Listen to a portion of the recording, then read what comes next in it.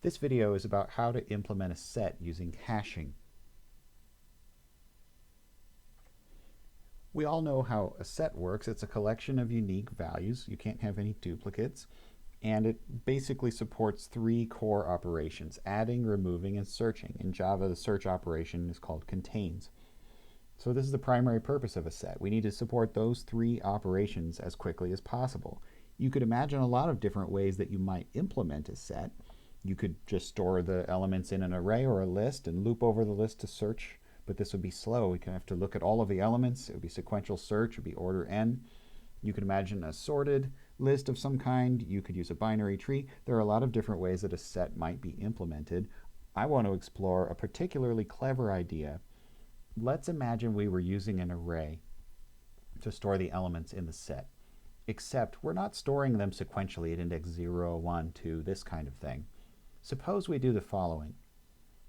If the client says they want to add the value I to the set, let's store it at index I. So if they want to add 1, we'll put it at index 1. If they want to add 7, we'll put it at index 7. That's pretty silly, but just work with me for a minute.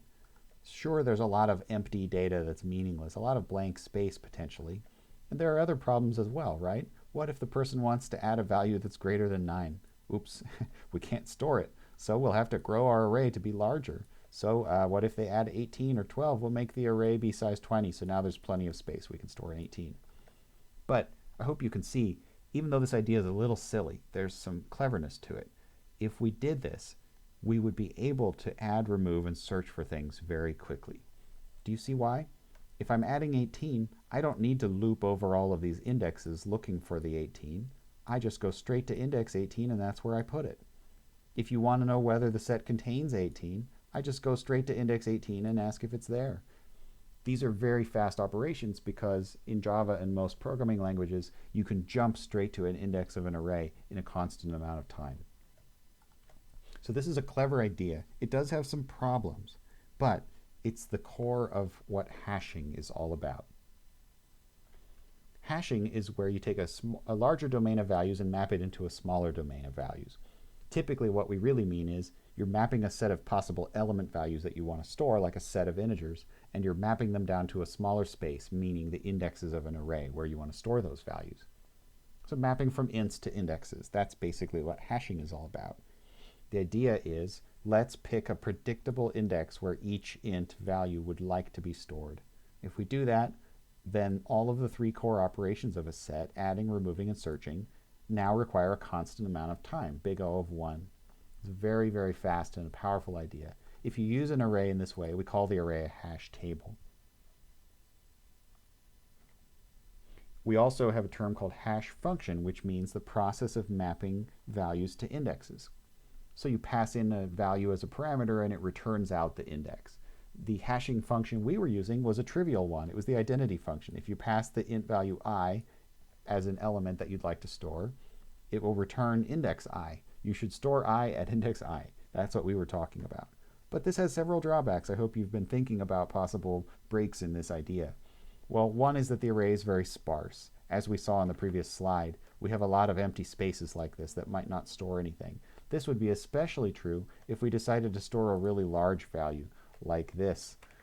All of the indexes between 0 and this number would potentially be empty, so that would waste a lot of space in memory.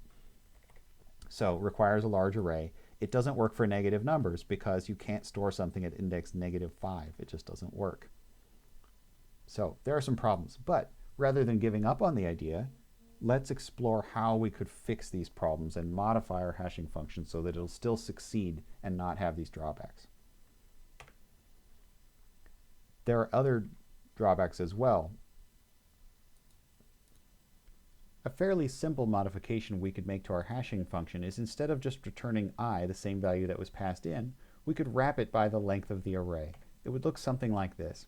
If you want to add 11, rather than going to index 11, we could say, well, the length of the array is 10, and 11 mod 10 goes to index 1. If you're adding 24, we could store it at index 4, and so on. The problem comes when you start to store two values that map to the same index. If you had 24 and 54, suddenly they can't both be stored at the same place. We don't want the 54 to overwrite the 24 because then we won't know about the 24 and it won't be a valid set. When two elements map to the same hashing index, we call that a collision. So any good hash table and hashing function needs to have some kind of mechanism for resolving collisions, a collision resolution mechanism. There are multiple different ways that you can do this. One way is called probing. Probing resolves collisions by moving to some other index. The simplest form of probing is called linear probing. You just go to the very next index. So if you've added 24 and it got stored at index 4, and then later you try to add 54, it just moves it to index 5 instead of 4. So this allows both the elements to stay put. Of course, if you do this, you have to slightly modify your code for searching and removing and all these other operations to walk forward as far as possible. And so we're not going to spend much more time on probing because there's another method that also works well in this in resolving collisions, and that's called separate chaining. Separate chaining is where you have each index of the array, instead of storing a single element, it stores a linked list of elements. So if there's only one element stored with that mod of 10, then you just store it by itself in one node. But if you have multiple values that map to that same index, you store them as next pointers from the previous one. So we have a node class with a reference to a next node, and so the first node stores 24 and its next is a node of 54 and so on. So that's called separate chaining because each separate hash index stores a chain of elements. This is what Java's actual hash set collection does, and it's the most common way of resolving collisions. If you're going to use separate chaining, the add operation just simply involves creating a new node, storing the new value in it, and adding it to the linked list for that hash index. But you want to put it at the start of the linked list because that's the fastest place to put it. A lot of new students think that you should put the new node at the end of the list right here. But of course, in order to get there, you have to walk to the end of the chain and then modify the next reference stored there. We don't want to have to walk all the way to the end of the chain, so let's not. The contains operation involves looping along the linked list for the appropriate hash bucket. If you ask whether the set contains 14, I have to loop through all these values looking for it. Same thing if you ask for 84, I have to loop through all these values. Now you might say, I thought the whole point of the hashing was to make this thing take big O of 1 constant amount of time. And if I have to loop over this little linked list, doesn't that take away the constant big O of 1 runtime? Well, the answer is that we have to assume that these linked lists are going to be short. If the linked lists become too long, we're going to lose our big O of 1 runtime. But the typical way of resolving this is making the hash table larger so that there aren't quite as many wraparound collisions. So the linked lists here generally are very short. You're only looping over 1, 2, 3, only a few elements like this. So you're still going to have your big O of 1 runtime that you're looking for. The third and final core operation we support is the remove operation. How do you remove? Well, think about the different cases. This is basically just removal from a linked list. If I'm removing 54 and I don't want him to be in the linked list anymore, I just have to take the next pointer of the 24, make it point over him to the 14 instead. And you have to think about how do I remove from the start of the list, how do I remove from the end of the list, and so on. So there's different cases you might have to process. But that's the core of how the implementation of the set works.